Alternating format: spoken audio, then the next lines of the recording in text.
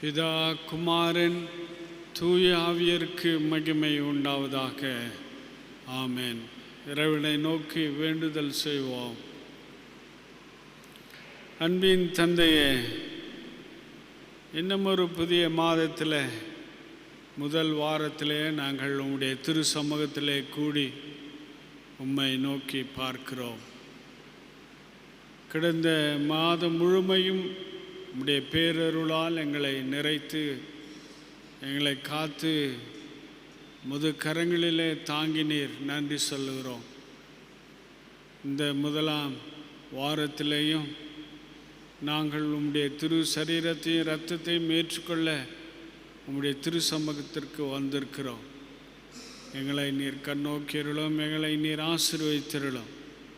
உமது பிரசன்னம் எங்களோடு இருக்க உம்மை வேண்டுகிறோம். ஆண்டவர் இயேசு கிறிஸ்துவின் மூலம் வேண்டிக் கொள்கிறோம் எங்கள் பிதாவே. ஆமென். நாம் யாவரும் எழுந்து நின்று பாமாலையில் 15வது பாடல், பாமாலை 15, அலங்கார வாசலாலே கோவிலுக்குள் போகிறேன் என்ற பாடலை நாம் யாவரும் எழுந்து நின்று இசை பேழையோடு சேர்ந்து நாம் பாடுவோம்.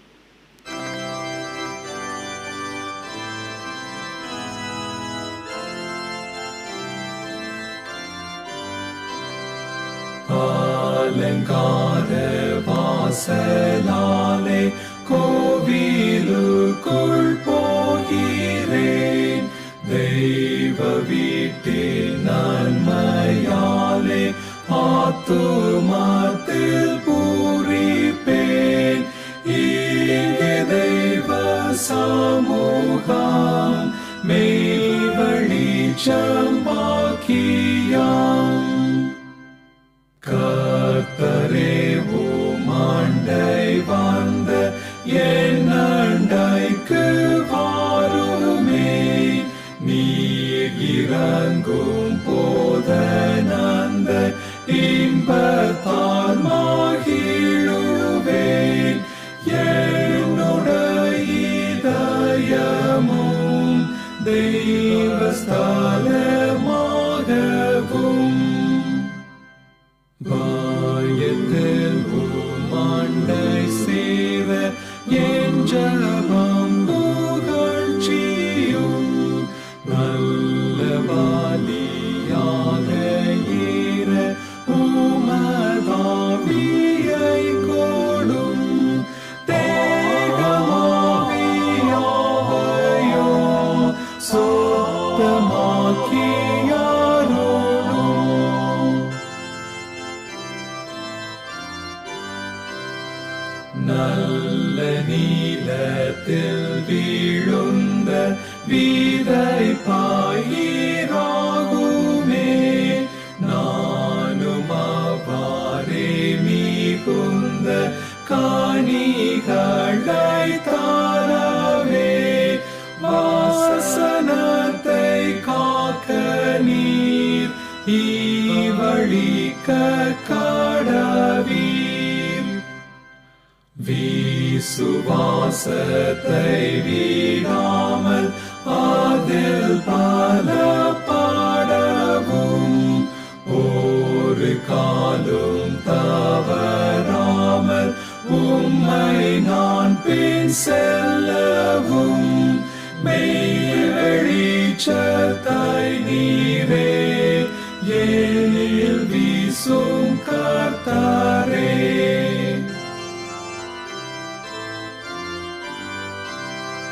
சொல்லும் கர்த்தரே நான் கேட்பேன், நீர் நீலத்திலே பெய்ய பண்ணும் மன்னா சேர்ப்பேன்.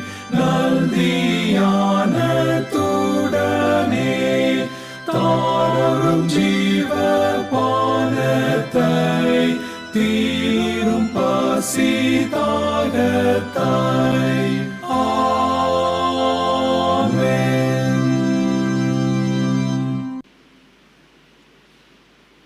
நாம் நின்று வண்ணமாக கடவுளை தொழுவோம், ஜெபம் செய்வோம்.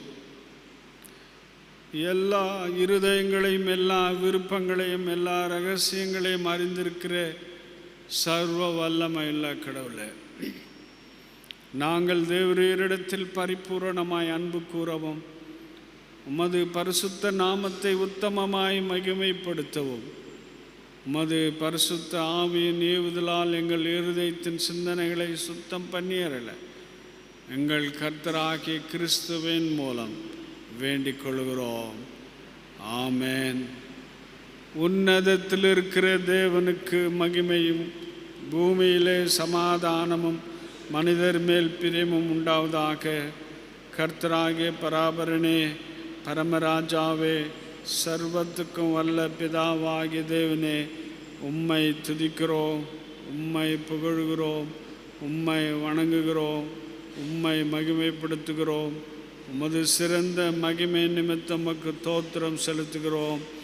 கர்த்தராயிருக்கு ஒரே பேரான குமாரனாகிய இயேசு கிறிஸ்துவே, கர்த்தராகிய பராபரனே, பிதாவின் சுதனே, உலகத்தின் பாவத்தை சுமந்திருக்கிற தேவாட்டிக்குட்டியே, எங்களுக்கு இரங்கும். உலகத்தின் பாவத்தை சுமந்திருக்கிறவரே, எங்கள் ஜெபத்தை ஏற்றுக்கொள்ளும். தேவனாகிய பிதாவின் வலது பாசத்தில் வீற்றிருக்கிறவரே, எங்களுக்கு இரங்கும். நீரே பரிசுத்த, நீரே கர்த்தர். இயேசு கிறிஸ்துவே, தேவரீர் ஒருவரே, பரிசுத்த ஆவியோடு தேவனாகிய பிதாவின் மகிமையிலே உன்னதமானவராயிருக்கிறீர். ஆமேன்.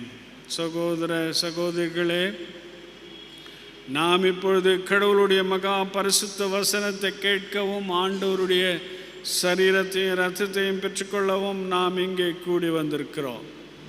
உத்தம மனஸ்தாபத்தோடும் விசுவாசத்தோடும் கடவுளிடத்தில் கிட்டி சேருவதற்காக நாம் அவருடைய கிருபை தேடி அமர்ந்து அமைதியாக நம்மை நாமே சோதித்து அறிவோமாக.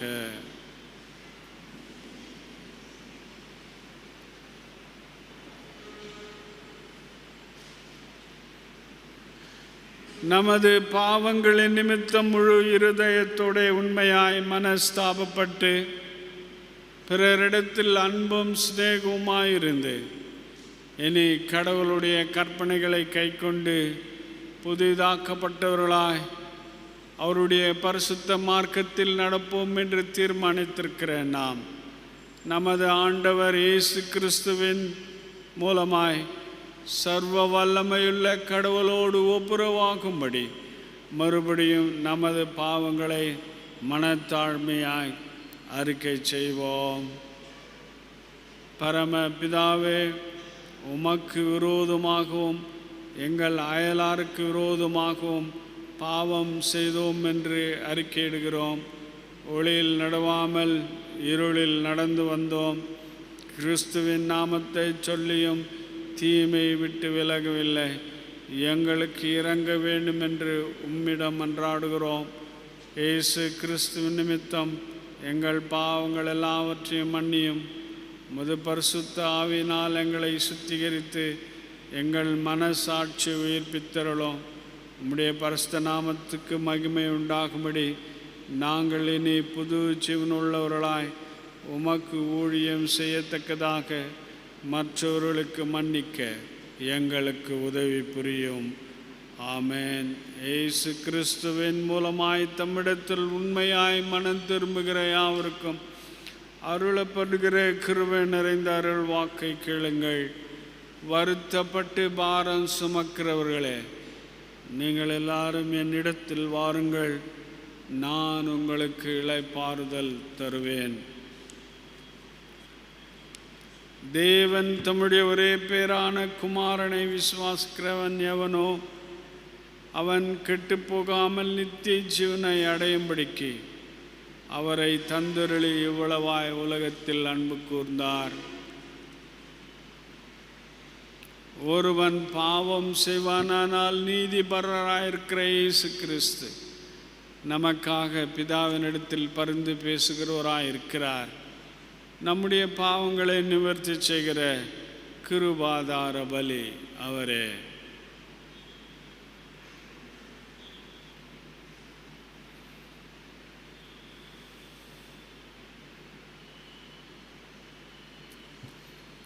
நம்முடைய பரமபிதாவாகிய சர்வ வல்லமையுள்ள கடவுள் உத்தம மனஸ்தாபத்தோடு உண்மையான விசுவாசத்தோடும் தம்மிடத்திற்கு மனம் திரும்பி தங்கள் சகோதர சகோதரிகள் குற்றங்களை மன்னிக்கிற யாவருக்கும் பாவ மன்னிப்பேரளி செய்வோம் என்று மிகுந்த இரக்கமாய் வாக்குத்தத்தம் செய்திருக்கிறார்.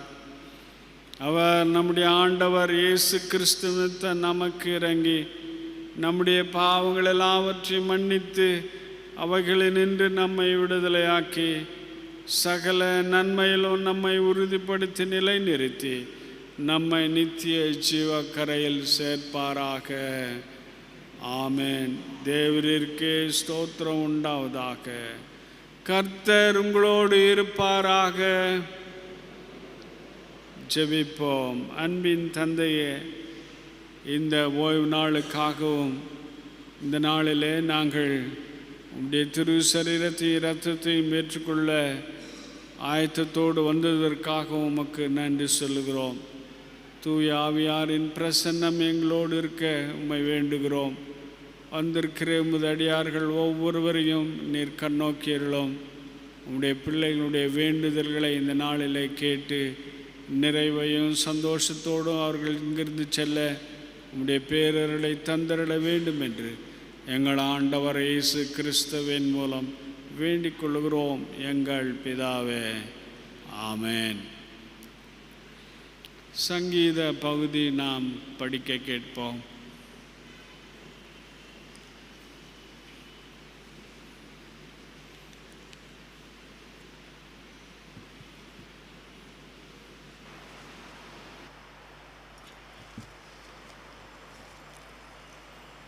இந்த ஓய்வு நாளுக்கென்று முறை முறையாக வாசிக்க தெரிந்து கொள்ளப்பட்ட சங்கீதம் 53. சங்கீதம் 53. தேவன் இல்லை என்று மதிகேடன் தன் இருதயத்தில் சொல்லிக் கொள்ளுகிறான். அவர்கள் தங்களை கெடுத்து அருவருப்பான அக்கிரமங்களை செய்து வருகிறார்கள். நன்மை செய்கிறவன் ஒருவனும் இல்லை. தேவனை தேடுகிற உணர்வுள்ளவன் உண்டோ என்று பார்க்க தேவன் பரலோகத்திலிருந்து மனுபுத்திரனை கண்ணோக்கினார். அவர்கள் எல்லாரும் வழி விலகி ஏகமாய் கெட்டுப்போனார்கள். நன்மை செய்கிறவன் ஒருவனும் இல்லை, ஒருவனாகிலும் இல்லை. அக்கிரமக்காரருக்கு அறிவு இல்லையா? அப்பத்தை பட்சிக்கிறது போல என் ஜனத்தை பட்சிக்கிறார்களே. அவர்கள் தேவனை தொழுது கொள்ளுகிறதில்லை. உனக்கு விரோதமாய் பாளையம் இறங்கினவனுடைய எலும்புகளை தேவன் சிதற பண்ணினபடியால் பயமில்லாத இடத்தில் மிகவும் பயந்தார்கள். தேவன் அவர்களை வெறுத்தபடியினால் நீ அவர்களை வெட்கப்படுத்தினாய். சீயோனிலிருந்து இஸ்ரவேலுக்கு ரட்சிப்பு வருவதாக. தேவன் தம்முடைய ஜனத்தின் சிறையிருப்பை திருப்பும்போது யாக்கோபுக்கு களிப்பும் இஸ்ரவேலுக்கு மகிழ்ச்சியும் உண்டாகும். பிதாவுக்கும் குமாரனுக்கும் பரிசுத்த ஆவிக்கும் மகிமை உண்டாவதாக. ஆதியிலும் இப்போதும் எப்போதுமான சதா காலங்களிலும் மகிமை உண்டாவதாக. ஆமீன். நற்செய்தி பாடம். நாம் யாவரும் எழுந்து நிற்போம்.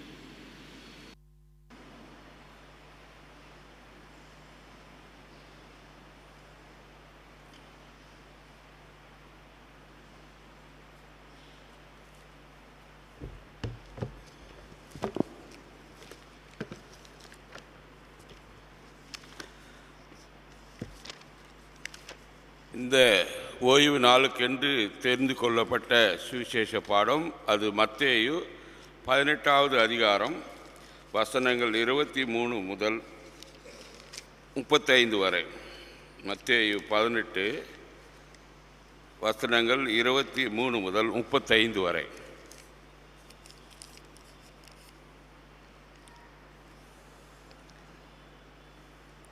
எப்படி எனில்,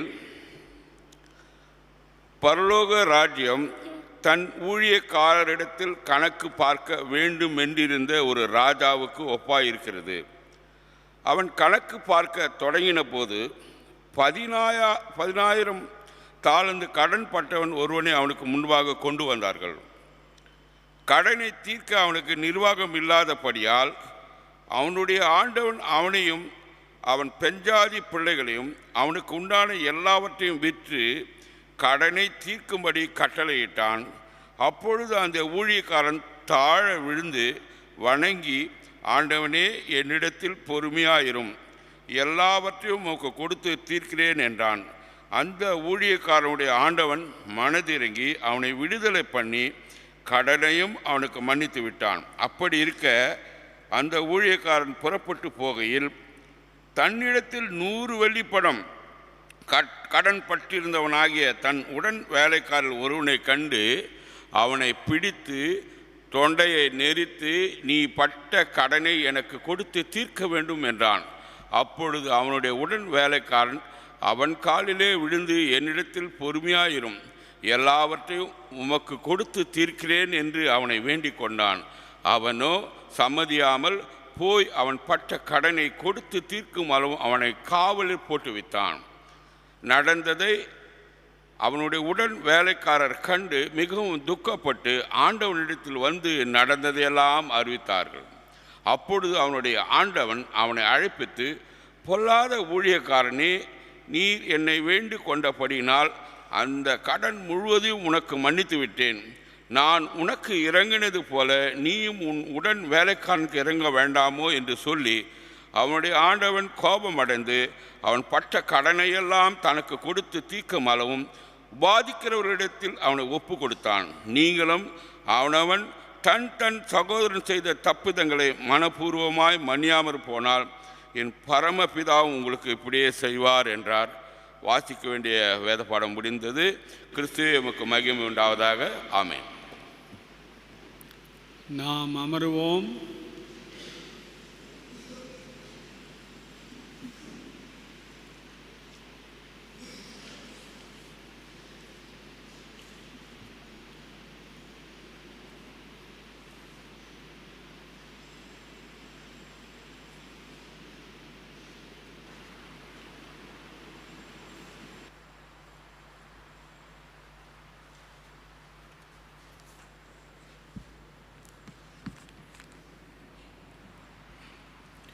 சுபம் செய்வோம். சோதனைகளினாலே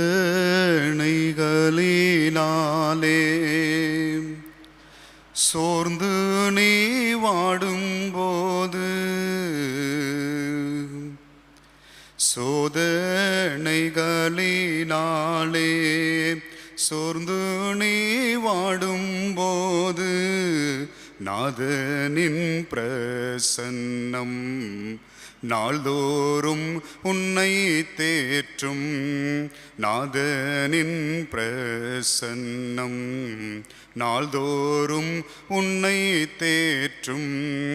காதலாய் கர்த்தர் தேரு கண்ணுடன் உன்னை காப்பார். காதலாய் கர்த்தர் தேரு கண்ணுடன் உன்னை காப்பார்.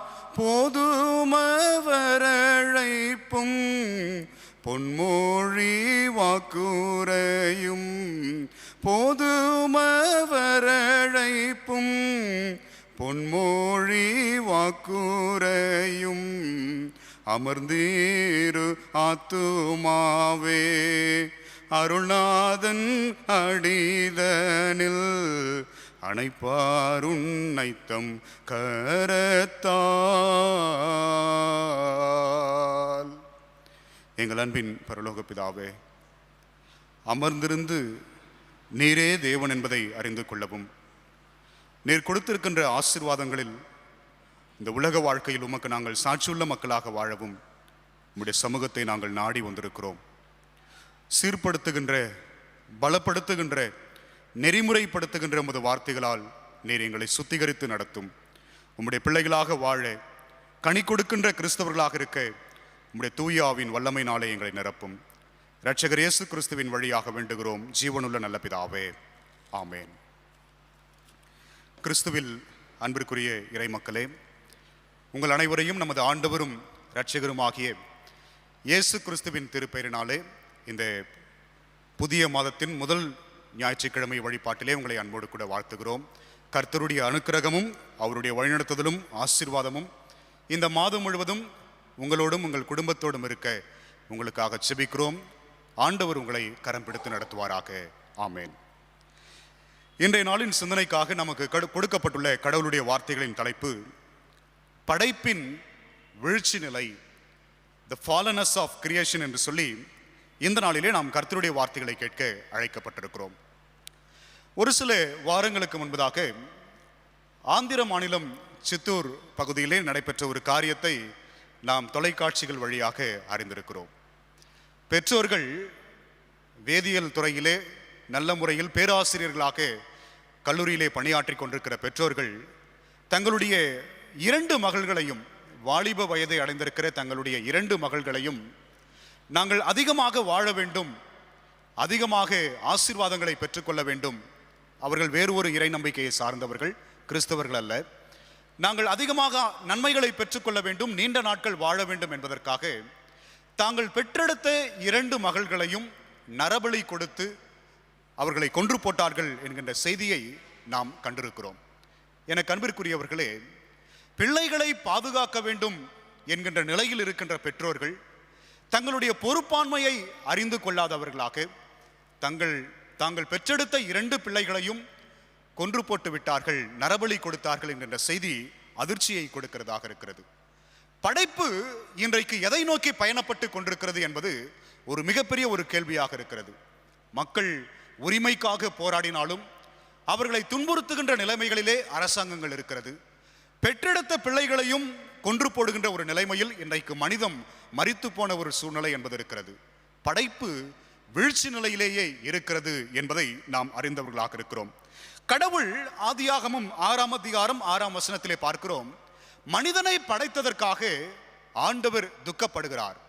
மனுஷனை உண்டாக்கினது அவருடைய இருதயத்திற்கு அது மிகவும் விசனமாக இருக்கிறது என்று சொல்லப்பட்டிருக்கிறது. ஆதியாகமம் 1 அத்தியாயம் தொடங்கி நாம் பார்ப்போம் என்று சொன்னால், எல்லாவற்றையும் படைத்து நல்லது நல்லது நல்லது என்று காண்கின்ற கடவுள் இங்கே மனுஷனை படைத்ததற்காக அவர் மனஸ்தாபப்படுகின்றவராக இருக்கிறார். என அன்பிற்குரியவர்களே, வீழ்ச்சி என்கின்ற ஃபாலனஸ் என்கின்ற அந்த ஆங்கில வார்த்தைக்கு கிரேக்க மொழியிலே பெஸ்மினோஸ் என்கின்ற வார்த்தை சொல்லப்படுகிறது. தங்களுடைய தரத்திலிருந்து கீழே இறங்கி வருகின்ற நிலைதான் வீழ்ச்சி என்று சொல்லி இறையியல் வல்லுநர்கள் அதற்கு பெயரை குறிப்பிடுகிறார்கள். அன்பிற்குரியவர்களே, கடவுள் கொடுத்திருக்கின்ற தகுதியிலிருந்து, கடவுள் கொடுத்திருக்கின்ற மேன்மையிலிருந்து மனிதன் கீழே இறங்கி விடுகின்ற பொழுது அவன் கடவுளுக்கு விரோதமான பாவத்தை செய்து விழுந்து போய் விடுகிறான் என்பதை நாம் பார்க்கின்றோம். ஆண்டவருக்கு விரோதமாக மனுஷன் எடுக்கின்ற முயற்சிகள் எல்லாம் வன்முறையாகவே மாறுகிறது. கடவுளுக்கு விரோதமாக மனிதன் செய்கின்ற செயல்கள் எல்லாம் தன்னுடைய ஆசீர்வாதத்திற்கு மனிதன் தடையை போட்டுக் கொள்ளுகின்ற சூழ்நிலையாக மாறி போய் விடுகிறது என்பதை நாம் பார்க்கிறோம். மனிதன் பாவம் செய்தான் என்பதை விட மனிதன் பாவம் செய்வதற்காக தூண்டப்பட்டான் என்பதே உள்ளார்ந்த அர்த்தமாக இருக்கிறது. அங்கே பிசாசானவன் வந்து சொல்லுகின்றான். ஆதியாகமம் 3ஆவது அத்தியாயத்தை நாம் எடுத்து பார்ப்போம் என்று சொன்னால், உங்களுடைய கண்கள் திறக்கப்படும், நீங்கள் நன்மை தீமையை அறிந்து கொள்வீர்கள், நீங்கள் தேவர்களைப் போல மாறிவிடுவீர்கள் என்பது தேவன் அறிந்திருக்கிறார் என்கின்ற ஒரு பொய்யை சொல்லி அந்த இடத்திலே பாவம் செய்வதற்காக மனிதர்களை தூண்டுகின்ற ஒரு சூழ்நிலையை நாம் பார்க்கின்றோம். எனக்கு அன்பிற்குரிய இறை மக்களே, மனுஷன் எந்த சூழ்நிலையிலும் பாவத்திற்குள்ளே விழுந்து போய் விடுவான் என்பது உண்மை. ஏனென்றால் மனிதன் பலவீனப்பட்டவனாக இருக்கின்றான். எந்த சூழ்நிலையிலும் மனிதன் பாவத்திற்குள்ளே விழுந்து போய் விடலாம். ஆண்டவர் பேதுருவை பார்த்து சொல்லுகின்ற பொழுது இப்படியாக சொல்லுகிறார், நானோ உன் விசுவாசம் நீங்காதபடிக்கு, குறுகி போகாதபடிக்கு நான் உனக்காக வேண்டிக் கொண்டேன் என்று கடவுள் சொல்லுகிறார். ஆண்டவரோடு கூட இருந்தாலும், ஆண்டவரோடு கூட பயணப்பட்டிருந்தாலும் மனிதன் தீமைக்குள்ளே விழுந்து போவதற்கு அவனுக்கு பலவீனம் என்பது இருக்கிறது என்பதை பார்க்கிறோம். அன்பிற்குரிய இறை மக்களே, ஆனால் இயேசு கிறிஸ்துவானவர் தீமையான உலகத்தில் அவர் வந்தவராக இருந்தாலும் அவர் எல்லாவற்றையும் மேற்கொள்ளுகிறவராக, அவர் எல்லாவற்றையும் தம்முடைய அன்பினாலும் தம்முடைய வல்லமையினாலும் மேற்கொண்டு ஆண்டவர் சொல்லுகிறார், உலகத்தில் உங்களுக்கு உபத்திரவங்கள் உண்டு, ஆனாலும் நான் உலகத்தை ஜெயித்தேன் என்று சொல்லுகிறார். வீழ்ச்சி நிலை என்பது இருக்கிறது. நாம் விழுந்து போகின்ற நிலைமைக்கு நம்மை இழுத்து கொள்ளுகின்ற காரியங்கள், நம்மை தள்ளுகின்ற காரியங்கள் எல்லாம் இருக்கிறது. ஆனால் ஆண்டவருடைய அன்புக்குள்ளே, அவருடைய இரத்தத்தின் வல்லமைக்குள்ளே நம்மை நாம் ஒப்பு கொடுக்கின்ற பொழுது கடவுள் நம்மை மீட்டுக் கொள்ளுகிறவராக இருக்கிறார். சோதனைகளிலிருந்து நாம் வெற்றி பெறுகின்ற மக்களாக இருக்கிறோம். வீழ்ச்சி நிலையிலிருந்து நாம் வளருகின்ற நிலைக்கு, கடவுளுக்கு உகந்த நிலைக்கு நாம் மாறுகின்றவர்களாக இருக்கின்றோம் என்பது உண்மை. ஒரு குருவினிடத்திலே ஒரு மனிதன் இப்படியாக போய் கேட்கிறார், ஐயா, உலகம் நல்லதாக இருக்கிறதா அல்லது உலகம் கெட்டதாக இருக்கிறதா என்கின்ற ஒரு கேள்வியை ஒரு குருவினிடத்திலே, ஒரு ஞானியினிடத்திலே ஒரு மனுஷன் சென்று கேட்கிறார். அதற்கு அந்த ஞானி இப்படியாக சொல்லுகிறார், பூனைக்கு பல் என்பது இருக்கிறது, அது நல்லதற்கா கெட்டதற்கா என்று கேட்கின்ற பொழுது அந்த மனுஷன் சொல்லுகிறார், ஞானி அவர்களே, எனக்கு அதற்கான விளக்கம் தெரியவில்லை என்று சொல்லுகின்ற பொழுது, நீ போய் ஒரு பூனை குட்டியிடம் போய் கேள், பூனைக்கு பல் இருப்பது நல்லதா கெட்டதா என்று கேள் என்று சொல்லுகிறார். அந்த மனுஷன் புறப்பட்டு போகிறார். ஒரு கதையாக நாம் அதை பார்க்கிறோம். ஒரு பூனை குட்டியின் இடத்திலே போய் கேட்கிறார், உன்னுடைய தாய்க்கு பல் இருக்கிறதே, அது நல்லதற்கா கெட்டதற்கா, நீ எப்படி யோசிக்கிறாய் என்று சொல்லுகின்ற பொழுது அந்த பூனைக்குட்டி அந்த மனுஷனை பார்த்து இப்படியாக சொன்னதாம், என் தாய்க்கு பல் என்பது இருப்பது நல்லது, அதனால் தான் என் தாய் எங்களை ஒரு இடத்திலிருந்து இன்னொரு இடத்திற்கு எங்களை கொண்டு போகிறார்கள், எங்களுக்கு தேவையான காரியங்களை கொடுக்கிறார்கள், எங்களை பாதுகாக்கிறார்கள், என் தாய்க்கு பல் இருப்பது அது நல்லது என்று சொல்லுகிறார். அந்த மனிதன் மீண்டுமாக ஞானியின் இடத்திலே வருகிறான், ஐயா, பூனைக்கு பல் இருப்பது நல்லதுதான் என்று சொல்லுகிறார். மீண்டுமாக அந்த ஞானி அந்த மனுஷனை பார்த்து, இதே கேள்வியை நீ போய் எலியினிடத்திலே போய் கேள் என்று சொல்லுகிறார். அந்த மனுஷன் எலியினிடத்திலே போய் கேட்கின்ற பொழுது அந்த உயிரினம் இப்படியாக சொன்னதாம், பூனைக்கு பல் இருப்பது அது கூடாத காரியம், அதற்கு பல் இருப்பதினாலே அது எங்களை பீறி போடுகிறது, எங்களுக்கு காயத்தை ஏற்படுத்துகிறது, அது ஒரு தவறான காரியம் என்று சொல்லி அந்த எலி அந்த மனுஷனிடத்திலே சொன்னதாம். அந்த மனிதன் மீண்டுமாக ஞானியிடத்திலே வருகிறார், ஐயா, பூனைக்குட்டிகள் எல்லாம் பல் இருப்பது நல்லது என்று சொல்லுகிறது, ஆனால் எலி என்பது பல் இருப்பது தீமை என்று சொல்லுகிறது, இதை நான் எப்படி உணர்ந்து கொள்வது என்று சொல்லுகின்ற பொழுது அந்த ஞானி சொல்லுகிறார், நீ எப்படி இந்த உலகத்தை பார்க்கிறாயோ அதற்கு ஏற்றாற்போல்தான் இந்த உலகம் என்பது உன் கண்களுக்கு முன்பதாக தென்படும்.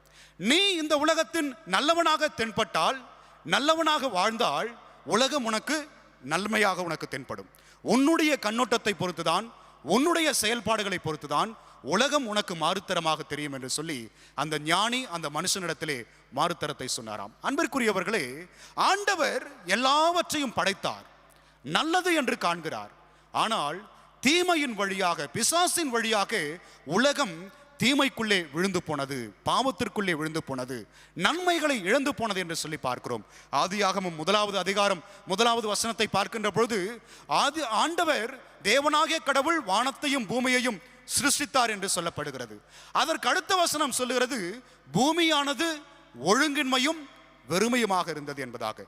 ஒருவேளை இறையியல் வல்லுநர்கள் இதற்கு இப்படியாக ஒரு வார்த்தையை கேட்கிறார்கள், ஆண்டவர் எல்லாவற்றையும் படைத்தார், அடுத்த வசனம் சொல்லுகிறது ஒழுங்கின்மையாக இருந்தது என்று சொல்லி. ஒருவேளை கடவுள் ஒழுங்கின்மையாகத்தான் படைத்தாரா என்கின்ற ஒரு கேள்வி நமக்குள்ளே எழலாம். கடவுள் எல்லாவற்றையும் நன்மையாக படைத்தார், ஆனால் ஒழுங்கின்மையாக கடவுள் படைக்கவில்லை. அவர் படைத்ததிலிருந்தே பிசாசானவனுடைய செயல்பாடுகள் அங்கே தொடங்கி இருக்கிறது என்பதை இறையியல் வல்லுநர்கள் குறிப்பிடுகிறார்கள். நன்மையாக கடவுள் படைக்கிறார், நன்மையாக எல்லாவற்றையும் கொடுக்கிறார். ஆனால் மனிதன் தன்னுடைய பலவீனத்தினாலே, தன்னுடைய தோல்வியினாலே அவன் தீமைக்குள்ளே விழுந்து போனான், பாவத்திற்குள்ளே விழுந்து போனான் என்று சொல்லி பார்க்கிறோம். அன்பிற்குரியவர்களே, இந்த வீழ்ச்சி நிலையிலிருந்து நாம் எப்படி முன்னேற வேண்டும், இந்த வீழ்ச்சி நிலையிலிருந்து கடவுள் எப்படி மனுஷனை மாற்றுவிக்கிறார், நாம் வீழ்ச்சி நிலையிலிருந்து கடவுளுக்கு ஏற்றவர்களாக வாழ என்ன காரியங்களை செய்ய வேண்டும் என்று சொல்லி இன்றைய நாளிலே கர்த்தருடைய வார்த்தைகளின் வழியாக நம்மை நாம் மறுகட்டுமானம் செய்வோம். வாசிக்க கேட்ட திருமறை பகுதியை எடுத்துக்கொள்ளுங்கள். மத்தேயு எழுதின நற்செய்தி நூல் 18ஆம் அத்தியாயம் வசனங்கள் 23 முதல் 35 முடிய உள்ள திருமறை பகுதிகள். இந்த 18ஆம் அத்தியாயம் என்பது வீழ்ச்சி நிலையை கடவுள் மறுகட்டுமானம் செய்கின்ற ஒரு சூழ்நிலைகள், போதனைகள் அடங்கியதாகவே இருக்கிறது. 1வது வசனம் தொடங்கி நாம் பார்ப்போம் என்று சொன்னால், ஆண்டவர் பாலர்களைப் போல நீங்கள் மாற வேண்டும் என்பதை சொல்லுகிறார். ஒரு பிள்ளையை அழைத்து அதை நடுவாக கொண்டு வந்து நிறுத்தி, நீங்கள் எல்லாரும் மனம் திரும்பி இந்த பிள்ளைகளைப் போலவே மாற வேண்டும் என்று சொல்லுகின்றார். பாலர்களைப் போல மாற வேண்டும் என்கின்ற அழைப்பு. அடுத்ததாக பக்தியில் வளர வேண்டும் என்பதற்கான ஒரு அழைப்பு. 19வது வசனம் தொடங்கி 20ஆம் வசனம் முடிய உள்ள பகுதிகளில். 3வதாக பகிரப்படுகின்ற ஒரு வாழ்வு. நாங்கள் உனக்கு மன்னிக்கிறது போல நீங்களும் பிறருக்கு மன்னிக்க வேண்டும் என்பதை கடவுள் அந்த இடத்திலே சுட்டி காட்டுகிறார். அன்பிற்குரியவர்களே, மன்னிப்பு என்பது வீழ்ச்சி நிலையை தடுக்கின்ற ஒரு செயலாக இருக்கிறது. மனுஷன் விழுந்து போனான், ஆனால் கடவுள் அதை மன்னிக்கிறவராக இருக்கிறார். வீழ்ச்சி நிலையை கடவுள் தடுக்கின்றார். இரண்டாவதாக, மன்னிப்பு என்பது வீழ்ச்சி நிலையை தக்க வைத்துக் கொள்கிறதாக இருக்கிறது. ஆண்டவர் என்னை மன்னித்திருக்கிறார், நான் அவரை வணங்கி கொண்டிருக்கிறேன், அவருடைய நல்ல ஆவியினாலே நான் நிரப்பப்பட்டிருக்கிறேன். ஆனால் கடவுள் என்னை மன்னித்தது போல நான் பிறரை மன்னிக்க மாட்டேன் என்று சொன்னால் நான் மீண்டுமாக என் நிலையிலிருந்து கீழே விழுந்து போய் விடுகிறேன் என்பது உண்மை. மன்னிப்பு வீழ்ச்சி நிலையை தடுக்கின்றது. மன்னிப்பு பிறருடைய வீழ்ச்சி நிலையையும் தடுக்கின்றதாக இருக்கிறது.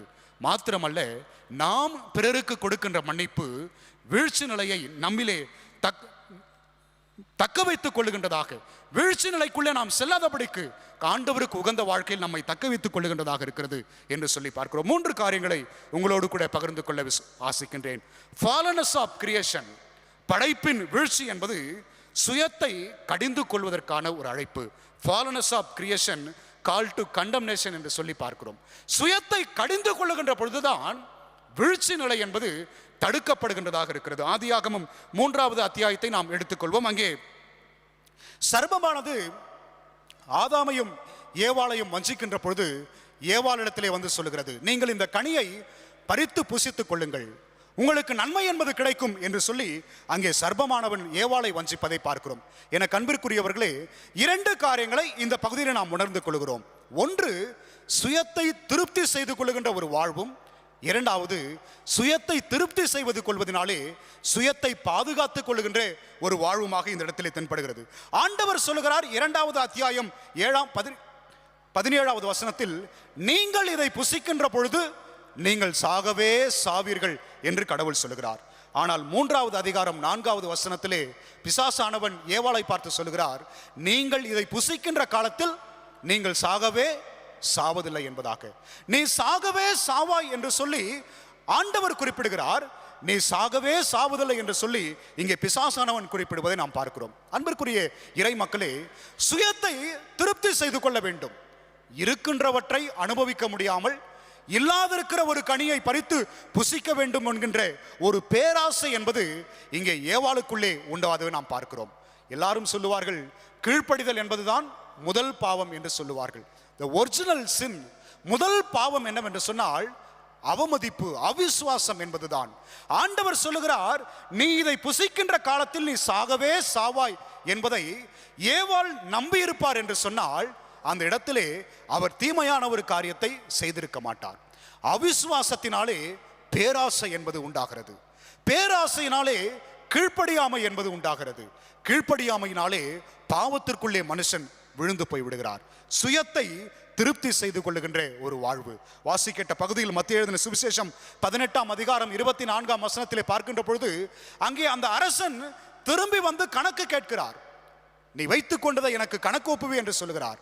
என அன்பிற்குரியவர்களே, அந்த மனுஷன் கடவுள் எனக்கு ஒரு பொறுப்பை கொடுத்திருக்கிறார், கடவுள் எனக்கென்று சொல்லி ஒரு ஆண்டவன் ஒருவர் இருக்கிறார், அவர் வந்து என்னை கணக்கு கேட்பார் என்கின்ற மனநிலைமை, என்கின்ற வாழ்வின் நிலை அவருக்குள்ளே இருந்திருக்கும் என்று சொன்னால் அவர் அந்த இடத்திலே பணத்தை தவறாக அங்கே பயன்படுத்தி இருக்க மாட்டார்.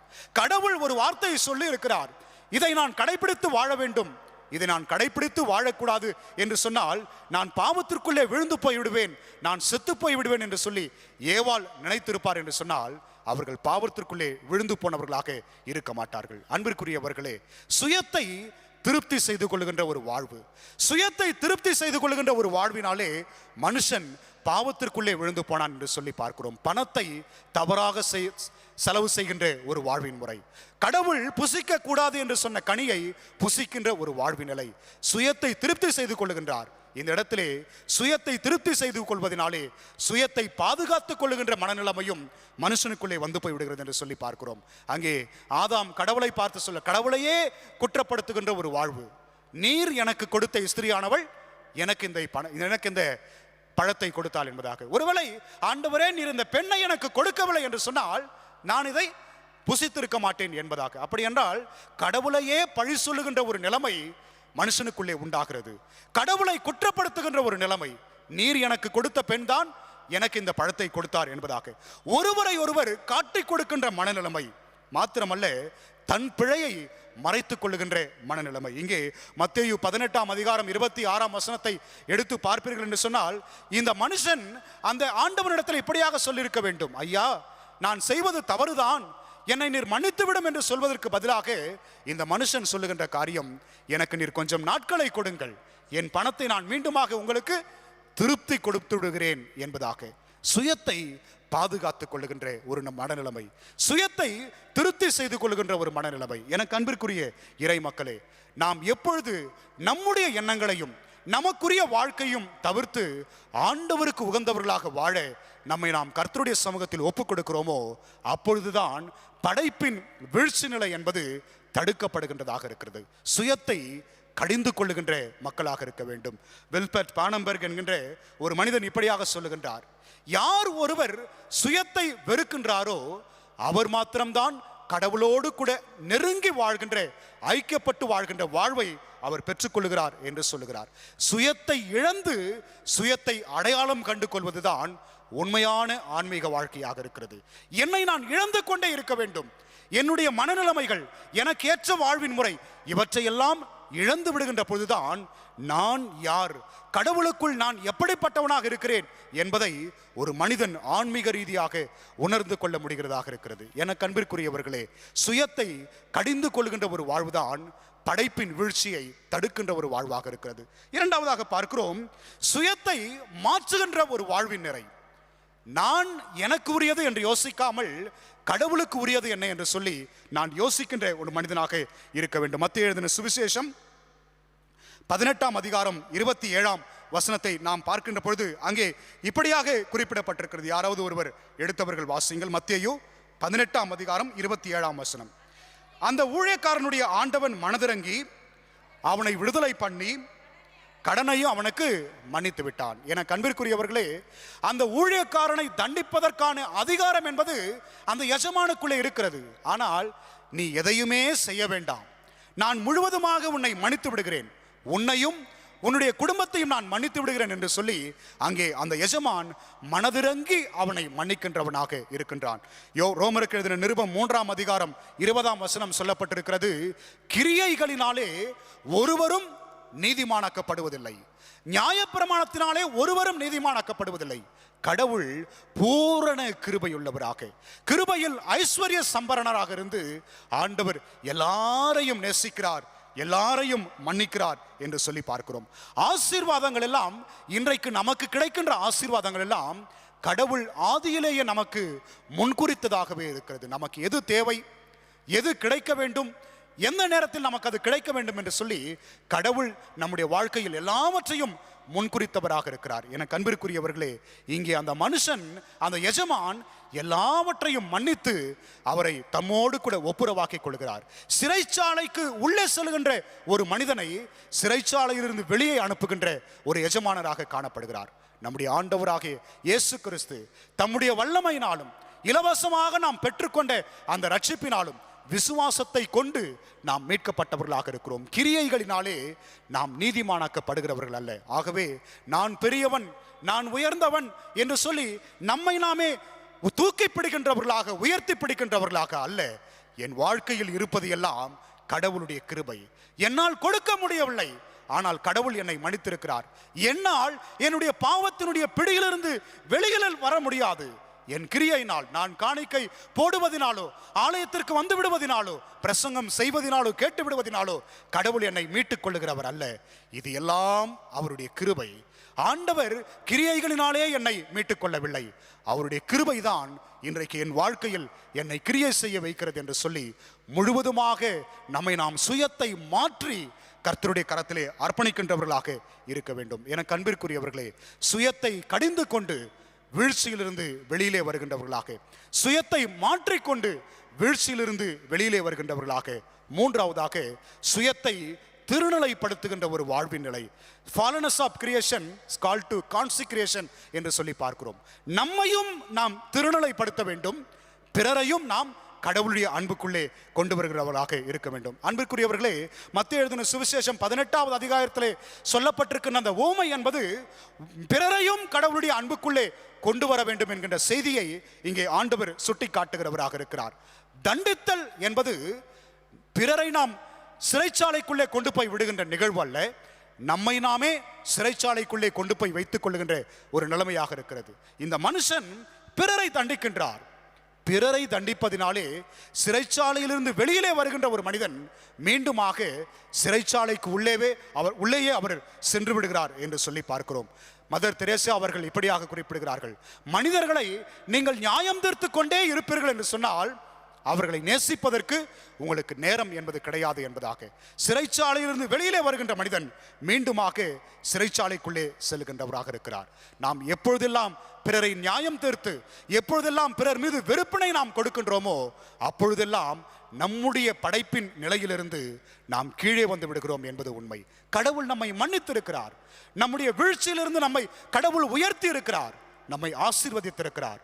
நாம் எப்பொழுதெல்லாம் பிறரை மன்னிக்கவில்லையோ அப்பொழுது அந்த வீழ்ச்சி நிலைக்குள்ளே நாம் மீண்டுமாக வந்து விடுகிறோம் என்பது உண்மை. மன்னிப்பு என்பது ஆன்மீக வாழ்க்கையின் ஒரு அளவுகோலாக இருக்கிறது. ஐயா, நான் கிறிஸ்தவராக இருக்கிறேன், நான் இயேசு கிறிஸ்துவை நேசிக்கிறேன், நான் பக்தியிலே முதிர்ச்சி அடைந்தவனாக இருக்கிறேன் என்று சொன்னால் என்னுடைய ஆன்மீக வாழ்க்கையை நான் அளவுகோலாக வைத்துக் கொள்ளலாம். நான் எந்த அளவிற்கு பிறருக்கு மன்னிக்கிறேனோ அந்த அளவிற்கு நான் என்னுடைய ஆன்மீக வாழ்க்கையில் உயர்ந்தவனாக இருக்கிறேன். நான் எந்த அளவிற்கு பிறரை நான் நேசிக்கிறேனோ அந்த அளவிற்கு நான் என்னுடைய கடவுளுக்கு உகந்த வாழ்க்கையில் நான் உயர்ந்தவனாக இருக்கிறேன் என்பது உண்மை. மன்னிப்பு தான் ஆன்மீக வாழ்க்கையின் ஒரு அளவுகோலாக இருக்கிறது. உலகத்தில் மோசமாக இருக்கின்ற சிறைச்சாலை எதுவென்று சொன்னால் பிறரை மன்னிக்காத ஒரு மனுஷனுடைய இருதயம் தான். பிரியமானவர்களே, பிறரை மன்னிக்காத ஒரு மனிதனுடைய இருதயம் தான் உலகத்தில் மோசமான ஒரு சிறைச்சாலை. ஏனென்றால் அந்த சிறைச்சாலைக்குள் அவரும் சிறைப்பட்டிருக்கிறார், அந்த சிறைச்சாலைக்குள் பிறரையும் கொண்டு வந்து சிறைப்படுத்தி விடுகிறார். சட்டப்படி பிறரை தண்டிக்க வேண்டும் என்று நினைக்கின்ற ஒரு மனுஷன் அந்த சட்டத்தினாலே தானும் தண்டிக்கப்படுகின்றவனாக மாறி போய் விடுகிறார். ஒருவேளை சட்டத்தின் ரீதியாக உணர்வு வாழ்வின் நெறிமுறையிலே எனக்கு விரோதமாக இவர் தவறு செய்து விட்டார், இவரை நான் மன்னிக்க மாட்டேன் என்று நாம் சொல்லலாம். ஆனால் உணர்வு ரீதியாக நாம் ஒருவரையும் தண்டிப்பதற்கு தகுதியற்றவர்களாக இருக்கிறோம். ஏனென்றால் கடவுள் நமக்கு அதிகமாக மன்னித்து கொண்டு வருகிறார். நாம் எண்ணிக்கையின் அளவில் கூட பிறருக்கு மன்னிப்பதற்கு நாம் தவறிவிடுகின்ற மக்களாக இருக்கின்றோம். தண்டனை என்பது ஒரு கத்தியை இறுக்கி பிடிக்கின்ற ஒரு நிலையாக இருக்கிறது. எந்த அளவிற்கு பிறர் மீது நாம் விரோதத்தை காட்டுகிறோமோ, எந்த அளவிற்கு நாம் பிறர் மீது அன்பு கொள்ளாமல் அவரை நாம் தூர வைக்கிறோமோ அது கத்தியை இறுக்கி பிடிக்கின்ற ஒரு நிலையாக இருக்கிறது. கத்தியை நாம் எவ்வளவுதான் இறுக்கி பிடித்தாலும் நம்முடைய கைதான் அந்த இடத்திலே காயப்படுகிறதாக இருக்கிறது. எந்த அளவிற்கு நாம் பிறரிடத்திலே விரோதத்தை காண்பிக்கிறோமோ அந்த அளவிற்கு கடவுளுடைய கோபமும் நம்முடைய வாழ்க்கையில் வெளிப்படுகிறதாக இருக்கிறது. இந்த இடத்திலே இந்த ஓமையின் கடைசியாக பார்க்கிறோம், இந்த மனுஷனை மீண்டுமாக கொண்டு போய் சிறைச்சாலையிலே போடுங்கள் என்று சொல்லி அங்கே அந்த எஜமான் சொல்லுவதை பார்க்கிறோம். 35ஆம் வசனம் சொல்லுகிறது, நீங்கள் அவனவன் தன் தன் சகோதரன் செய்த தப்பிதங்களை மனப்பூர்வமாய் மன்னியாமற் போனால் என் பரமபிதாவும் உங்களுக்கு இப்படியே செய்வார் என்பதாக. அன்பிற்குரியவர்களே, நாம் நம்மை சுத்திகரித்துக் கொள்ளுகிறவர்களாக பிறரையும் கடவுளுக்குள்ளே கொண்டு வருகிற மக்களாக இருக்க வேண்டும். சுயத்தை கடிந்து கொள்வோம், வீழ்ச்சி நிலையிலிருந்து வெளியில் வருவோம். சுயத்தை மாற்றி ஆண்டவருக்கு உகந்தவர்களாக ஜீவிப்போம், வீழ்ச்சியிலிருந்து வெளியில் வருவோம். மாத்திரமல்ல, சுயத்தை பரிசுத்தப்படுத்த கடவுள் சமூகத்தில் ஒப்புக் கொடுப்போம், பிறரை கடவுளுடைய அன்புக்குள்ளே கொண்டு வருவோம். ஒரு சிறிய ஒரு கதையை சொல்லி முடிக்க ஆசிக்கின்றேன். ஒரு மண்டபத்தில் 2 மனிதர்கள் உட்கார்ந்து கொண்டிருக்கிறார்கள். பசியின் வேளை என்பது வந்துவிட்டது. ஒருவரிடத்திலே 5 ரொட்டி துண்டுகள் இருக்கிறது, மற்றொருவரிடத்திலே 3 ரொட்டி துண்டுகள் இருக்கிறது. மூன்றாவதாக ஒருவர் வருகிறார். இந்த 8 ரொட்டிகளையும் பங்கிட்டு உண்ண வேண்டும் என்கின்ற ஒரு நிலைமை என்பது வந்துவிட்டது. அப்பொழுது 8 எப்படி 3ஆக பங்கிடுவது என்கின்ற ஒரு குழப்பம். அப்பொழுது எல்லாரும் யோசிக்கிறார்கள். ஒரு தீர்வு வருகிறது. ஒவ்வொரு ரொட்டியையும் 3 பிட்டு விடலாம். அப்படியானால் 24 அங்கே துண்டுகள் வந்துவிடும். ஒவ்வொருவரும் 8 துண்டுகளை உண்டுவிட்டு இங்கிருந்து கடந்து செல்லலாம் என்று யோசிக்கிறார்கள். 24 துண்டுகள் போடப்படுகிறது. 3 சாப்பிட்டு விட்டார்கள். 3ஆவதாக வந்த மனிதர் மாத்திரம் அந்த இடத்தில் 8 பொற்காசுகளை எடுத்து அந்த இருவரிடத்திலுமே கொடுத்து கடந்து சென்று விடுகிறார். கடந்து சென்று விட்ட பிற்பாடு 5 ரொட்டிகளை எடுத்தவர் 5 பொற்காசுகளையும், 3 ரொட்டிகளை எடுத்துக்கொண்டவர் 3 பொற்காசுகளையும் பிடித்துக் கொள்கிறார்கள். அந்த 3 பொற்காசுகளை வாங்கின மனிதனுக்கு மிகவும் மனதிலே ஒரு வேதனை என்பது வருகிறது. 8 இருக்கிறதே, 4 பிரித்திருக்கலாமே, நீங்கள் எனக்கு 3 தானே கொடுக்கிறீர்கள் என்று சொல்லி கோபித்துக் கொள்கிறார். இந்த வழக்கு அரசனிடத்திலே செல்கிறது. அரசர் சொல்லுகிறார், 5 ரொட்டி துண்டை கொடுத்தவருக்கு நீங்கள் 7 பொற்காசுகளை கொடுங்கள், 3 ரொட்டி துண்டுகளை கொடுத்தவருக்கு ஒரே ஒரு பொற்காசை கொடுங்கள் என்று சொல்லுகிறார். இது அந்த மனிதனுக்கு ஒரு மீண்டுமாக குழப்பத்தை ஏற்படுத்துகிறது. அரசரே, ஏற்கனவே எனக்கு 3 பொற்காசுகளை கொடுத்தார்கள், நான் அதை வேண்டாம் என்று சொல்லிவிட்டேன். நீங்கள் 3 கூட அல்ல, 1 தான் கொடுக்க வேண்டும் என்று சொல்லுகிறீர்களே என்று சொல்லுகின்ற பொழுது அந்த மனுஷன் இப்படியாக, அந்த அரசன் இப்படியாக சொல்லுகிறார், உன்னிடத்தில் இருந்தது 3 ரொட்டி துண்டுகள், நீ அதை 3ஆக போட்டாய், 9 வந்தது, 8ஐ நீரே உண்டுவிட்டு 1ஐ மாத்திரம்தான் பிறருக்கு கொடுத்தீர், ஆகவே 1 பொற்காசு தான் உனக்கு கிடைக்க வேண்டும். இவர் தன்னிடத்தில் இருந்ததை 15 துண்டுகளாக போட்டார், 7ஐ பிறருக்கு கொடுத்து விட்டார். ஆகவே அதிகமாக கொடுத்தவருக்கு அதிகமாக பொற்காசுகளும், குறைவாக கொடுத்த உனக்கு குறைவான பொற்காசும் என்று சொல்லி அந்த அரசன் இப்படியாக அந்த தீர்ப்பை கொடுக்கிறார். அன்பிற்குரியவர்களே, நாம் எந்த அளவிற்கு பிறருக்கு மன்னிக்கின்றோம் அதை பொறுத்துதான் படைப்பின் மீழ்ச்சி நிலை என்பது இருக்கிறது. வீழ்ச்சியிலிருந்து வெளியில் வருவதற்கு கடவுள் நம்மிடத்திலே கொடுத்திருக்கிற உணர்வுகளை, ஆசீர்வாதங்களை பிறரோடு கூட பகிர்ந்து கொடுப்போம். வீழ்ச்சி நிலையிலிருந்து வெளியில் வருவோம். தூய ஆவியானவர் நம்மை ஆசீர்வதிப்பாராக. ஆமீன். கண்களை மூடி தலைகளை தாழ்த்தி ஆண்டவரை நோக்கி பார்ப்போம். மகா பரிசுத்தமும் கிருபையும் உள்ள எங்கள் அன்பின் பரலோக பிதாவே, இந்த ஆசீர்வாதமான காலை வேளைக்காக உமக்கு நன்றி செலுத்துகிறோம். அப்பா, எல்லாவற்றையும் படைத்து நல்லது என்று கண்ட நீர் இந்த உலகத்தில் நன்மை செய்கிறவராகவே சுற்றித் திருந்தீர். அந்த நன்மையின் வாழ்வை பிறருக்கு கொடுக்க நீர் எங்களை தெரிந்து கொண்டிருக்கிறீர். உமக்கு ஸ்தோத்திரம். சுயத்தை வெறுக்கிறவர்களாகவும் கடிந்து கொள்ளுகிறவர்களாகவும் இருக்கவும், சுயத்தை மாற்றி உம்மால் தான் வாழ்வு என்று சொல்லி உம்மிடத்திலே எங்களை அர்ப்பணிக்கிறவர்களாகவும் மாத்திரமல்ல ஆண்டவரே, எங்களை உம்முடைய வார்த்தைகளால் பரிசுத்தப்படுத்தி கொண்டு உமக்கேற்ற வாழ்வில் பிறரையும் கொண்டு வந்து வீழ்ச்சி நிலையிலிருந்து நாங்கள் வெளியிலே வருகின்றவர்களாகவும் இருக்க உம்முடைய தூயாவின் வல்லமையினாலும், உம்முடைய தூயாவின் பலத்தினாலும், உம்முடைய வார்த்தைகளால் வருகின்ற வல்லமையினாலும் நீர் எங்களை சுத்திகரித்து நடத்த வேண்டுமாய் உம்முடைய கரத்திலே எங்களை அர்ப்பணிக்கிறோம். எங்கள் ஆண்டவரும் இரட்சகரும் மீட்பரும் ஆகிய இயேசு கிறிஸ்துவின் வழியாக வேண்டுகிறோம் ஜீவனுள்ள நல்ல பிதாவே. ஆமென்.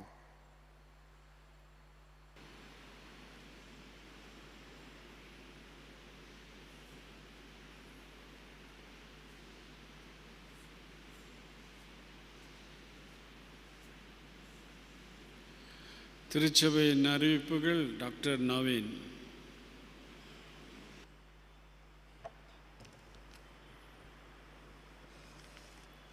கிறிஸ்துவுக்குள் அன்பிற்குரிய தூய மரியாதை உடன் விசுவாசிகள் அனைவருக்கும் நமது ஆண்டவரும் இரட்சகருமாகிய இயேசு கிறிஸ்துவின் அன்பின் திருப்பெயரில் தோத்திரங்களையும் வாழ்த்தலையும் தெரிவித்துக் கொள்கின்றோம். இன்று வழக்கம் போல் காலை 11 மணிக்கு ஞாயிறு பள்ளி வகுப்புகள் இணையதளத்தின் வழியாக ஒளிபரப்பப்படும். திருச்சபையார் தங்கள் பிள்ளைகளை உற்சாகப்படுத்தும்படி அன்போடு கேட்டுக்கொள்கின்றோம். முதலாம் ஞாயிறு மாலை 6:30 மணிக்கு நடைபெறும் ஆங்கில திருவிருந்து ஆராதனை இன்று நடைபெறாது. மேலும் அவ்வாராதனை தற்காலிகமாக நிறுத்தி வைக்கப்பட்டுள்ளது என்பதனையும் சபையாருக்கு அறிவிக்கின்றோம். வழக்கம் போல் நடைபெறும் வெள்ளிக்கிழமை உபவாச ஜபம் வரும் 12/2/2021 அன்று காலை 10 மணி முதல் 12 மணி வரை நமது ஆலயத்தில் நடைபெறும். சபையார் இதில் கலந்து கொள்ள அன்போடு கேட்டுக்கொள்கின்றோம். வரும் 13/2/2021 சனிக்கிழமை காலை 10 மணி முதல் பகல் 2 மணி வரை மாதாந்திர உபவாச கூட்டம் நமது ஆலயத்தில் நடைபெறும். அதில் வேலூர்ந்து வருகை தரும் திரு ஜார்ஜ் அவர்கள் கர்த்தருடைய வார்த்தைகளை பகிர்ந்து கொள்வார்கள். திருச்சபையார் அதில் கலந்து கொண்டு தேவ ஆசீர்வாதம் பெற்று செல்ல அன்போடு கேட்டுக்கொள்கின்றோம். திருச்சபையாரின் கனிவான கவனத்திற்கு கடந்த ஆண்டில் வழங்கப்பட்ட மஞ்சள் நிற மாதாந்திர சந்தா உரைகளை ஆலயத்தில் திருப்பி செலுத்தும்படி அன்போடு கேட்டுக்கொள்கின்றோம். இவைகள் திருச்சபையின் ஆண்டு அறிக்கையை தயார் செய்ய ஏதுவாக இருக்கும் என்பதனையும் சபையாருக்கு அறிவிக்கின்றோம். ஆலய பயன்பாட்டிற்கென்று கிருமி நாசினி மற்றும் வீடியோ கேமரா வாங்க சிறப்பு காணிக்கை செலுத்தி விரும்பும் திருச்சபை அங்கத்தினர்கள் சபை ஆறுகளை சந்தித்து தங்கள் விவரங்களை தெரிவிக்கும்படி அன்போடு கேட்டுக்கொள்கின்றோம். கடந்த வாரத்தில் வீடியோ கேமரா மற்றும் கிருமி நாசினி வாங்க சிறப்பு காணிக்கை படத்தில் விவரம் திருமதி ஆர் நிர்மலா பால் ரூபாய் 3000, திரு குமார் காருண்யன் குடும்பத்தினர் ரூபாய் 1000, திரு பில்லி வதனா குடும்பத்தினர் ரூபாய் 1000 திருச்சபையின் சார்பிகளுக்கு அன்பின் நன்றியினை தெரிவித்துக் கொள்கின்றோம். சென்ற வார காணிக்கை விவரம்: பொது நிதி ரூபாய் 82,056. இவற்றுள் 1/2/2021 மாத முதல் நாள் வழிபாடு காணிக்கை உள்ளடக்கம். திட்டநிதி ரூபாய் 15,797. சமுதாய குடிநிதி ரூபாய் 30,000. டோரா புமுஸ்ட்ரா கல்வித்துறை ரூபாய் 1000. கல்லறை பராமரிப்பு நிதி ரூபாய் 9,100. மொத்தம் ரூபாய் 1,37,953. இத்துடன் நாளுக்கான அறிவிப்புகள் முடிவடைகின்றது. ஆண்டவருக்கே எல்லா துதியும் கனமும் மகிமை உண்டாவதாக. ஆமீன்.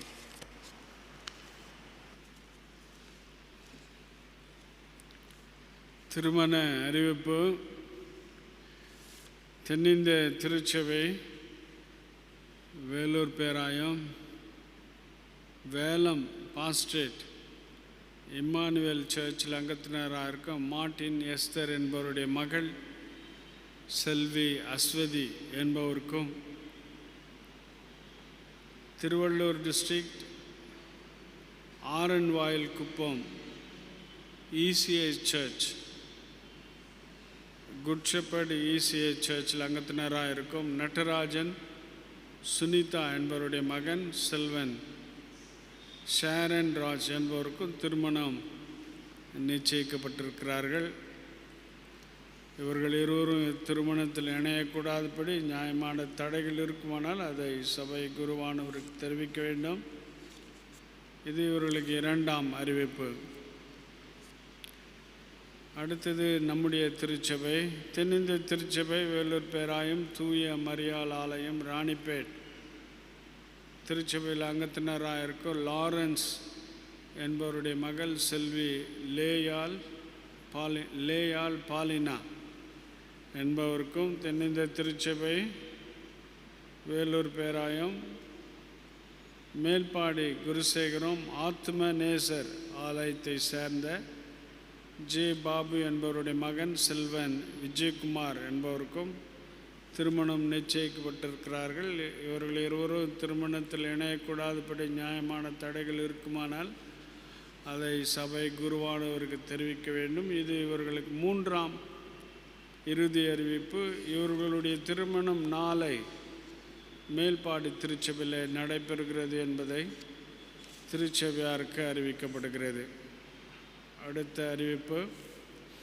தென்னிந்திய திருச்சபை வேலூர் பேராயம் தூய மரியாள் ஆலயத்தை சேர்ந்த கிருபாகரன் வசந்தி ரூபி என்பவருடைய மகன் செல்வன் பெஞ்சமின் என்பவருக்கும், தென்னிந்திய திருச்சபை வேலூர் பேராயம் பெல் டவுன்ஷிப் ராணிப்பேட் இம்மானுவேல் சர்ச்சில் அங்கத்தினராக இருக்கும் அன்புராஜன் ஷைலா சந்திரகுமாரி என்பவருடைய மகள் செல்வி ஜாஸ்மின் என்பவருக்கும், ஜாஸ்மின் பிரில்லியா என்பவருக்கும் திருமணம் நிச்சயிக்கப்பட்டிருக்கிறார்கள். இவர்கள் இருவரும் திருமணத்தில் இணையக்கூடாதபடி நியாயமான தடைகள் இருக்குமானால் அதை சபை குருவானவருக்கு தெரிவிக்க வேண்டும். இது இவர்களுக்கு 2ஆம் அறிவிப்பு. வேலூர் பேராயத்திலிருந்து செக்ரட்டரி ரெவரண்ட் சம்பத் சந்தானந்தம் அவர்களுடைய அறிவிப்பு. Applications are invited for admission 2021 under sponsorship of CSA Vellore Diocese to postgraduate PG diploma courses in CMC Vellore regarding candidates sponsored to postgraduate PG diploma courses should have served a minimum period of 2 years of mission service by 29/6/2021 in one or more than mission hospitals of any of the supporting bodies can be considered for sponsorship, as they will be eligible to join their courses as per institution regulations. Candidate who seeks sponsorship from Vellore Diocese for the above mentioned courses are requested to meet the undersigned for further guidance on or before 15th February. Please bring membership letter from your pastor and other relevant documents by Reverend N. Sambatsadanandam, Honorary Secretary.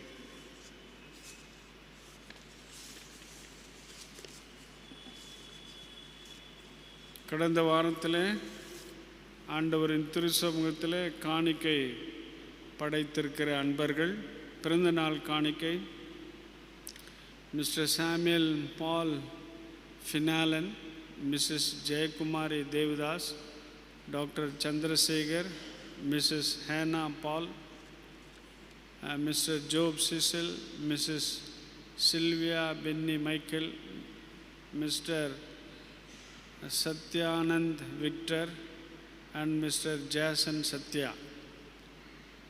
திருமண நாளை முன்னிட்டு காணிக்கை படைத்திருக்கிறவர்கள் Mrs and Mr Benjamin Kavitha, Mrs and Mr Dhinakaran, Mrs and Mr Davis, Mrs and Mr Joshua Sunil, Mrs and Mr A Devadas and Mrs and Mr Aruldas and Vishanthi. நன்றி காணிக்கை படைத்திருக்கிறவர்கள் Mrs ரூபா Alvin, Mrs Matilda Punitha, Mr Paul Edwin, master Alvin Selvin Rex, Mrs Chandrabai Murthy, Mrs Shruthi Amethyst, Mr Benjamin, Mr Franklin Praveen Kumar, Mr சுமேகர், Mrs Lydia Israel, பெயர் இல்லாத அன்பர். Special offering for camera and sanitizer, Mrs. R. Nirmala Pal, Mr. Kumar Karunagaran family and Mr. Billy Vandana. இவர்கள் யாவரும் ஆண்டவரின் திருச்சமூகத்திலே காணிக்கை படைத்திருக்கிறார்கள். கடவுள் இந்த பிள்ளைகளையும் அவர்களுடைய காணிக்கைகளையும் கடவுள் அங்கீகரித்து இந்த பிள்ளைகளை நிறைவாய் ஆசீர்வதிப்பாராக. மீண்டுமாக நாம் யாவரும் சேர்ந்து இசைப்பேழையோடு 255வது பாடலும் 259வது பாடலும் நாம் சேர்ந்து பாடலாம். அப்பொழுது நீங்கள் உங்களுடைய காணிக்கைகளை உங்கள் பக்கத்தில் இருக்கிற காணிக்கை பெட்டியிலே படைக்கும்படியாகும். அப்படியே முன்னாடி வந்து இங்கே வைக்கப்பட்டிருக்கிற ஆண்டவருடைய திரு சரீரத்தையும் இரத்தத்தையும் பயபக்தியோடு உங்களுடைய இடங்களுக்கு எடுத்து செல்லும்படியாகும் அன்பாய் நாங்கள் கேட்டுக்கொள்கிறோம். உடனே அதை பிரித்து சாப்பிட்றாதீங்க. ஜெபத்திற்கு பிறகு நாம் பயபக்தியோடு அதை நாம் ஏற்றுக்கொள்வோம். இப்பொழுது பாடல் பாடப்படும். அப்போது நாம் நம்முடைய காணிக்கை படைப்போம்.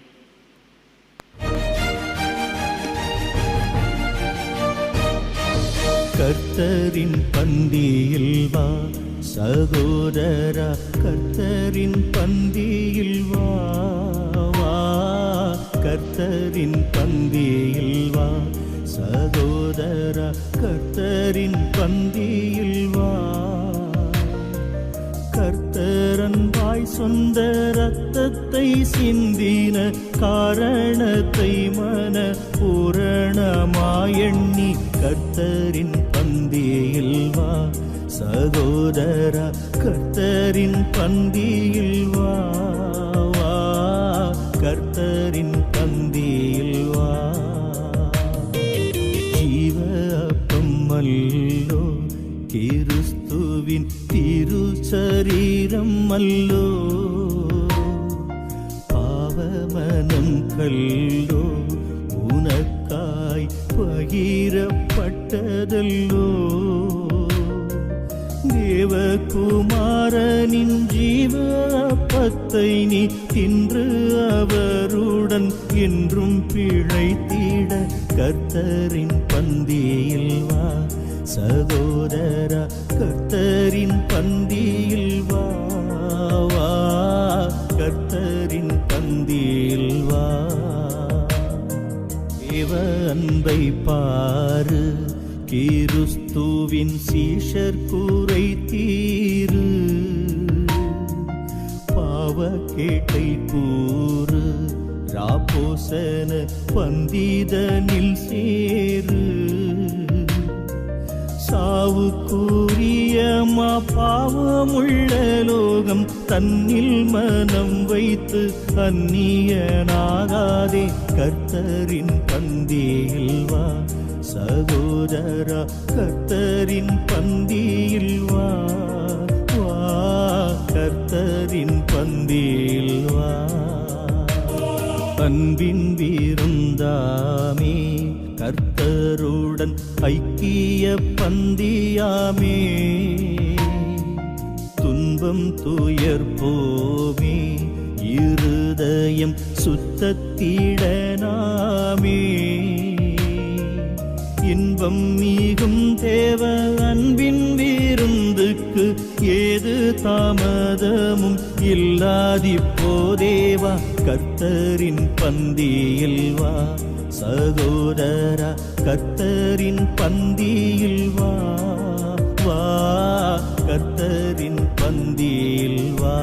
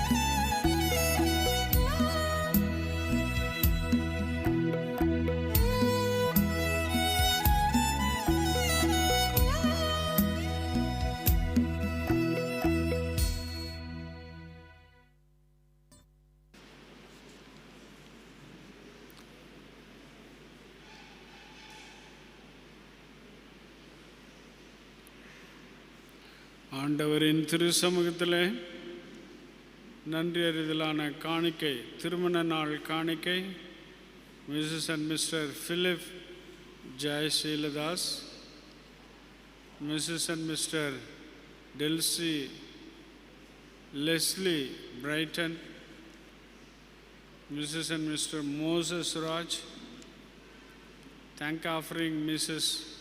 Mary Sophia, பிறந்தநாள் காணிக்கை doctor and Mrs Keziah Blessy, Miss Evangeline Bracy, பிறந்தநாள் காணிக்கை பிரேமலதா,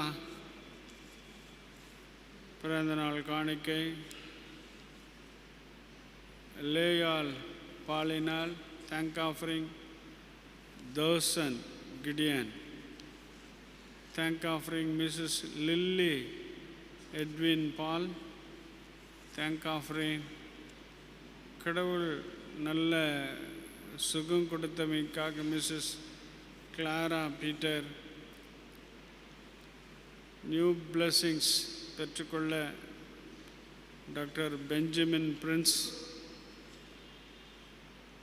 ஆண்டவர் கொடுத்த நல்ல சுகத்திற்காக மிஸ்ஸஸ் தேவசித்தம் ஜேம்ஸ். ஜெபம் செய்வோம். பரிசுத்த பிதாவே, உமது கிருபாசன தண்டையில் பிரவேசிப்பதற்கு புதிதும் ஜீவனுமான மார்க்கத்தை உமது அருமையான குமாரனின் இரத்தத்தினால் எங்களுக்கு உண்டு பண்ணினீரே. நாங்கள் அபாத்திரராயினும் அவர் மூலமாய் உம்மண்டை வருகிறோம். இந்த நாளிலே உம்முடைய பிள்ளைகள் உம்முடைய திரு சமூகத்திற்கு கொண்டு வந்திருக்கிற இந்த காணிக்கைகளையும், ஸ்தோத்திர காணிக்கை, பிறந்தநாள் காணிக்கை, மாதாந்திர சந்தா காணிக்கை எல்லாவற்றையும் உடைய நாம மகிமைக்காக அங்கீகரித்து உபயோகிக்கும்படியாக தாழ்மையோடு வேண்டிக் கொள்கிறோம். வானத்திலும் பூமியிலும் உள்ளவைகள் எல்லாம் உடையவைகள் உமது கரத்திலே வாங்கி உமக்கு கொடுக்கிறோம். ஆமேன். சேர்ந்து சொல்வோம். இயேசுவே உத்தம பிரதான ஆசாரியரே, நீர் உமது சீஷர்கள் மத்தியில் பிரசன்னமாக இருந்தது போலவே எங்கள் மத்தியிலும் பிரசன்னமாக்கி அப்பத்தை பிற்கையில் எங்களுக்கு உம்மை வெளிப்படுத்தி அருளும். நீரே பிதாவோடும் பரிசுத்த ஆவியோடும் சதா காலமும் ஒரே கடவுளாக ஜீவித்து அரசாளுகிறீர். ஆமேன். ஆண்டவர் உங்களோடு இருப்பாராக. உங்கள் இருதயத்தை உயர்த்துங்கள். நம்முடைய ஆண்டவராகிய கடவுளுக்கு ஸ்தோத்திரம் செலுத்த கடவோம். அப்படி செய்வது தகுதியும் நீதியுமாக இருக்கிறது. ஆண்டவரே, பரிசுத்த பிதாவே, சர்வ வல்லமையில் நித்திய கடவுளே, நாங்கள் எக்காலத்திலும் எவ்விடத்திலும் உமக்கு தோத்திரம் செலுத்துகிறது தகுதியும் நீதியும் எங்களுக்கு விசேஷித்த கடமையுமாக இருக்கிறது. உமது குமாரனும் எங்கள் ஆண்டோருமாகிய இயேசு கிறிஸ்துவின் மூலமாக நிர்வாணங்களையும் பூமியையும் உள்ள எல்லாவற்றையும் படைத்தீர். மனிதனையும் உமது சாயலாக உண்டாக்கினீர். அவன் பாவத்தில் விழுந்த புது சிருஷ்டின் முதற் பலனாக நீர் அவனை மீட்டு கொண்டீர். ஆதலால் தூதரோடும் பிரதான தூதரோடும் பரமசபை அனைத்தோடும் நாங்கள் உமது மகிமையுள்ள நாமத்தை புகழ்ந்து மேன்மைப்படுத்தி, சேனைகளின் கர்த்தராகிய தேவனே, நீர் பரிசுத்தர் பரிசுத்தர் பரிசுத்தர், வானமும் பூமியும் உமது மகிமையால் நிறைந்திருக்கின்றன, உன்னதமானவராகிய தேவருக்கே மகிமை உண்டாவதாக என்று இடைவிடாமல் உம்மை ஸ்தோத்தரிக்கிறோம். கர்த்தரின் நாமத்தினாலே வந்தவரும் ஒருவருமானவர் ஸ்தோத்தரிக்கப்பட்டவர். உன்னதத்திலே ஓசன்னா.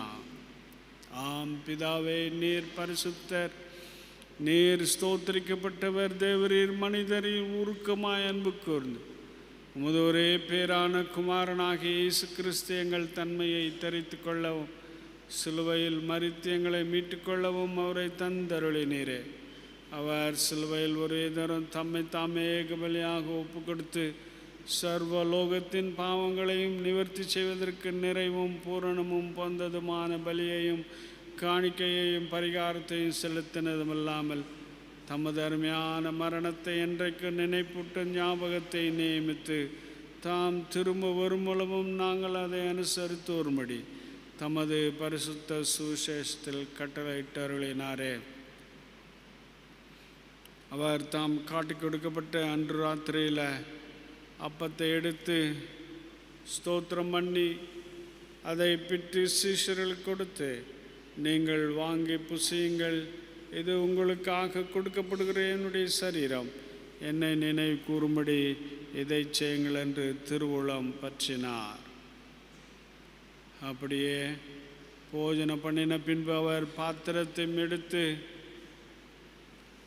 ஸ்தோத்திரம் பண்ணி அவர்களுக்கு கொடுத்து, நீங்கள் எல்லாரும் இதிலே பானம் பண்ணுங்கள், இது பாவ மன்னிப்பு உண்டாகும்படி உங்களுக்காகவும் அநேகருக்காக சிந்தப்படுகிற புது உடன்படிக்கைக்குரிய என்னுடைய இரத்தம். இதை பானம் பண்ணும்போதெல்லாம் என்னை நினைவு கூறும்படி இதை செய்யுங்கள் என்று திருவுளம் பற்றினார். ஆமேன். கர்த்தாவே, உமது மரணத்தை நினைவு கூறுகிறோம், உமது உயிர்த்தெழுதலை அறிக்கையிடுகிறோம், நீர் திரும்பி வர காத்திருக்கிறோம். கிறிஸ்துவே, உமக்கே ஸ்தோத்திரம் உண்டாவதாக. ஆதலால் பிதாவே, உமது குமாரனாகிய எங்கள் ஆண்டவரின் அருமையான பாடுகளையும் மரணத்தையும் மகிமையான உயிர்த்தெழுதலையும் பரமேறுதலையும் நினைவு கூர்ந்து, உமது அடியார்களாகிய நாங்கள் அவருடைய கட்டளையின்படியே அவர் திரும்ப வரும் மூலமும் அவரை நினைவு கூர்ந்து இதை செய்கிறோம். அவரில் நீர் எங்களுக்காக நிறைவேற்றின பூரண மீட்புக்காக உமக்கு நன்றி செலுத்துகிறோம். கர்த்தாவே, எங்கள் தேவனே, உம்மை துதிக்கிறோம், உம்மை புகழ்கிறோம், உம்மை மகிமைப்படுத்துகிறோம். இரக்கமுள்ள பிதாவே, நாங்கள் பிற்கிற அப்பம் கிறிஸ்துவனுடைய சரீரத்தின் ஐக்கியமாயும் நாங்கள் ஆசீர்வதிக்கிற பாத்திரம் கிறிஸ்துவனுடைய இரத்தத்தின் ஐக்கியமாயும் இருக்கும்படி எங்களையும் நீர் தந்த இந்த அப்பத்தையும் திராட்சரசத்தையும் எங்கள் கைகளிலே நாங்கள் ஆயத்தத்தோடு வைத்திருக்கிற இந்த உம்முடைய திரு சாதனத்தையும் நீர் உம்முடைய பரிசுத்த ஆவியால் பரிசுத்தப்படுத்த வேண்டும் என்று மிகவும் தாழ்மையோடு பிரார்த்திக்கிறோம். நாங்கள் எல்லாரும் எங்கள் ஆண்டவர் கிறிஸ்துவில் கூட்டி இணைக்கப்பட்டவர்களாகி விசுவாசத்தில் ஒருமைப்படவும் தலையாகி அவருக்குள் எல்லாவற்றிலையும் வளரவும் கிருபை செய்யும்.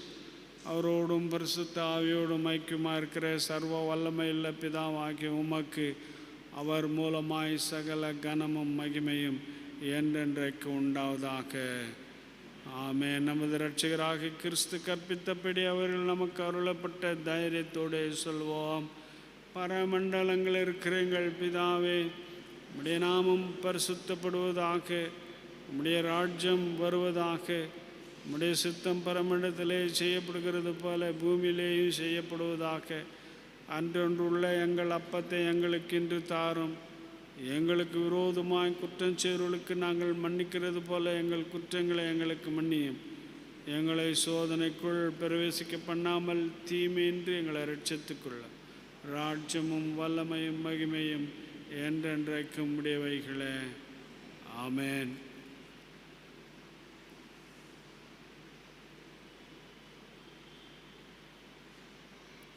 இரக்கமுள்ள கர்த்தாவே, எங்கள் சுயநீதி நம்பி நாங்கள் உம்முடைய பந்தியில் சேர துணியாமல் தேவரீருடைய அளவற்ற இரக்கத்தையே நம்பி சேருகிறோம்.